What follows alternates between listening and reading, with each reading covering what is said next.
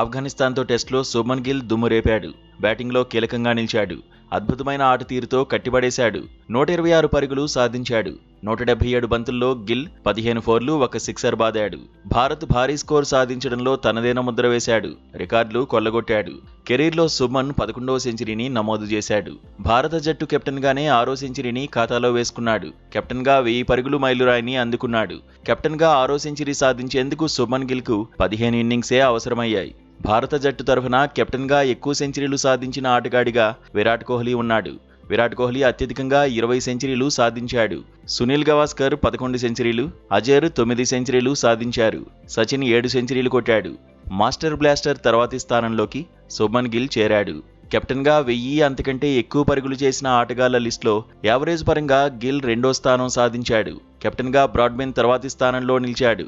సారథిగా Shubman Gill average 82.8, Bradman average 101.5. Kumar Sangakkara, Steve Smith, Jayawardene వంటి వారిని శుభ్మన్ గిల్ ఓవర్టేక్ చేశాడు.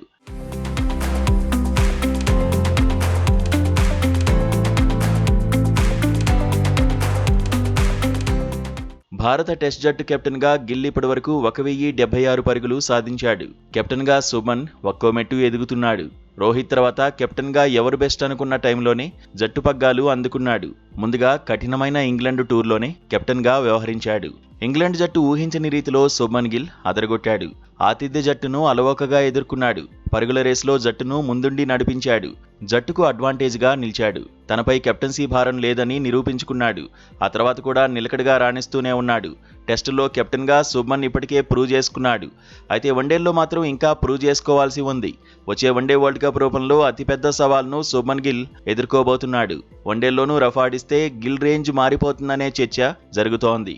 మొత్తంగా టీ20లో చోటు లేకపోయినప్పటికీ వన్డేలు, టెస్టుల్లో మాత్రం శుభ్మన్ మీద అందరి ఫోకస్ ఉండబోతోంది.